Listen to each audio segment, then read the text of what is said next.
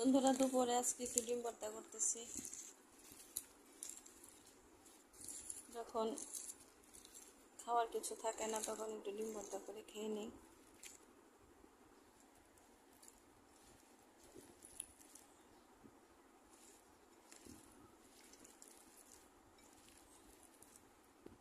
আমার মনে হয় ডিম ভর্তা সবারই খুব পছন্দ।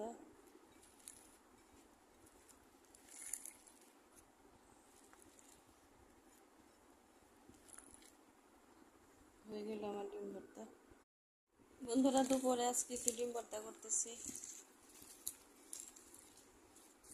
যখন খাওয়ার কিছু থাকে না তখন একটু ডিম ভর্তা করে খেয়ে নিই।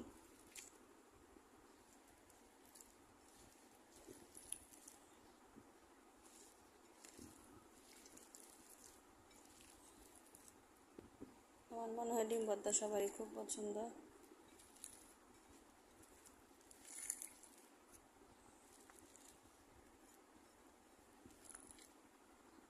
হয়ে গেল আমার ডিম ভর্তা।